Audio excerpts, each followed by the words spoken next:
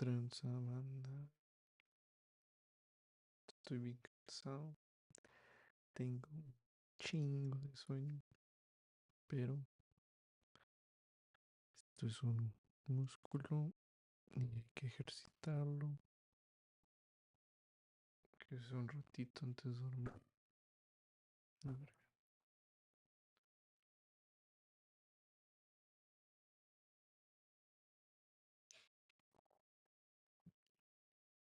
pero bueno, vamos a darle. Perdón. But we did it all. Not for the temper, but in a friendly way. For sport. And then Dimitri escaped and ran into the street. And I ran after him. But I did not catch him. And I went back to the flat alone. I had to clear up my things. I began putting them together, expecting Dimitri to come. And there in the passage, in the corner by the door, I stepped onto the box. I saw it lying. I saw it lying there, wrapped up in paper. I took off the paper, saw some little hooks, undid them, and in the box were the earrings. Behind the door? Lying behind the door? Behind the door? Raskolnikov cried suddenly,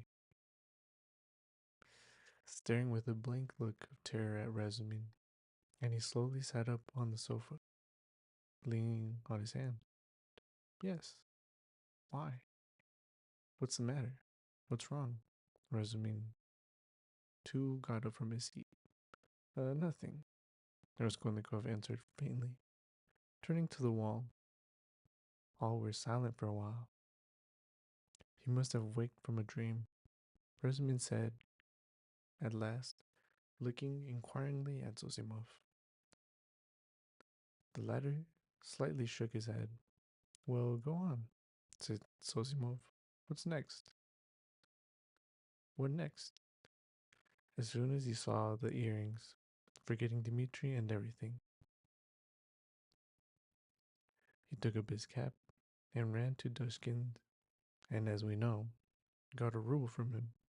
He told a lie, saying he found them on the street, and went off drinking. He keeps repeating his story about the murder. I knew nothing of it, and never heard of it till the day before yesterday. And why didn't you come to the police till now? I was frightened. And why did you try to hang yourself? From anxiety. What anxiety?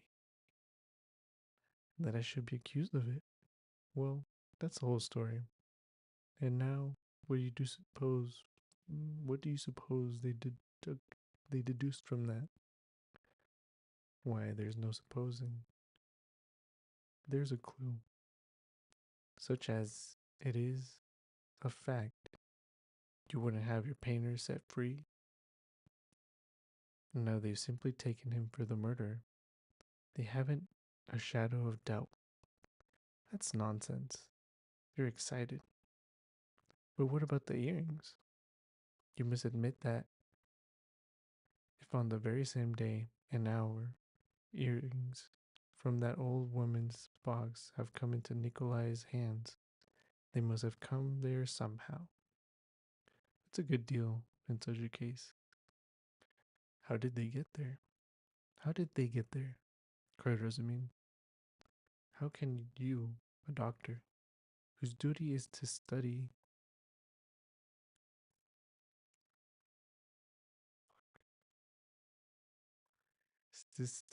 man, is that right? Sorry. Okay. To study man, and who has more opportunity than anyone else for studying human nature? How can you fail to see the character of the man in the whole story?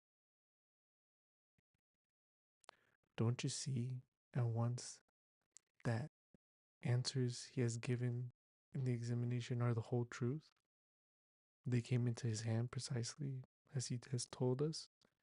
He stepped on the box and picked it up. The holy truth. But didn't he own himself that he told a lie at first? Listen to me. Listen attentively. The porter and Koch and Pestyakov and the other porter and the wife of the first porter and the woman who was sitting in the porter's lodge and the man Kryukov who had just got out of the cab at that minute and went in at the entry with a lady on his arm. That is 8 or 10 witnesses agree that Nikolai and Dmitri on the ground was lying on him, beating him, while Dmitri hung on to his hair, beating him too. They lay right across the way, blocking the thoroughfare. They were sworn at on all sides, while they were like children. The very words of the witnesses were falling over one another, squealing, fighting, and laughing with the funniest faces, and chasing one another like children. They ran into the street. Now, take careful note. The bodies upstairs were worn, you understand? Warm, sorry, when they found them. If they or Nikolai alone had murdered them and broken the open boxes, or simply taken part of the robbery, allow me to ask you one question. Do their state of mind, their squeals and giggles and childish scuffing at the gate fit with the axes, bloodshed, fiendish cunning, robbery? They just killed them, not 5 or 10 minutes before, for the bodies were still warm, and at once leaving the flat open, knowing that people would go in there at once, flinging away their booty. They rolled, they rolled about like children, laughing and attracting general attention. And there is a dozen of witnesses to swear to that. Of course, it is strange. It's impossible indeed, but no, brother, no buts. And if the earrings being found in Nikolai's hands at the very day and hour of the murder constitutes an important piece of circumstantial evidence against him, although the explanation given by him accounts for it, and therefore it does not tell seriously against him, one must take into consideration the facts which prove him innocent, especially as they are facts that cannot be denied. And do you suppose, from the character of our legal system, that they will accept, or that they will, or that they are in a position to accept this fact, resting simply on the psychological impossibility as irrefutable and conclusively breaking down the circumstantial evidence for the prosecution? No, they won't accept it. They certainly won't, because they found the jewel case and the man tried to hang himself, which he could not have done if he hadn't felt guilty. That's the point. That's what excites me. You must understand. Oh, I see you're excited. Wait a bit. I forgot to ask you. What proof is there that that box came from the old woman? That's been proved, said Razumin with apparent reluctance, frowning. Koch recognized the jewel case and gave it the name of the owner, who proved conclusively that it was his. That's bad. Now, another point. Did anyone see Nikolai at the time that Koch and Pestrikov were going upstairs at first? And is there no evidence about that? Nobody did see him, Razumin answered with vexation. That's the worst of it. Even Koch and Pestrikov did not notice them on their way upstairs, though indeed their evidence could not have been worth much.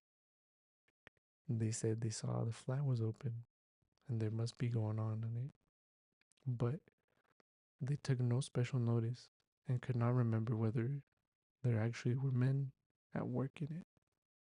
Hmm. So, the only evidence for the defense is that they were beating one another and laughing. That constitutes a strong presumption But how do you explain the facts yourself? How do I explain them? What is there to explain? It is clear. At any rate, the direction in which explanation is to be sought is clear, and the jewel case points to it. The real murderer dropped those earrings. The murderer was upstairs, locked in, when Koch and Petrikov knocked at the door. Koch, like an ass, did not say at the door. So the murderer popped out and ran down too, for he had no other way of escape. He hid from Koch and Petrikov and the porter in the flat when Nikolai and Dmitri had just ran out of it.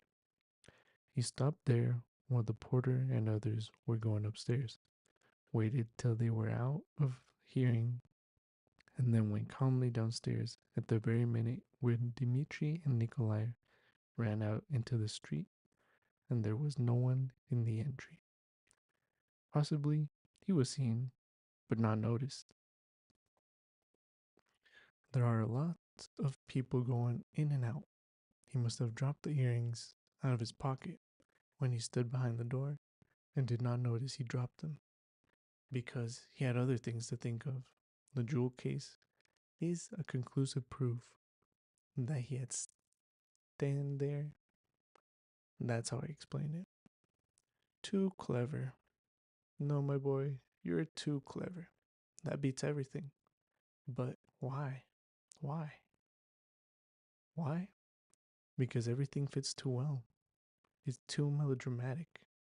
Ah, Rosamine was exclaiming. But at that moment, the door opened and a personage, I guess it's just like a person, I don't know, came in who was a stranger to all present. I think that's a good place to stop.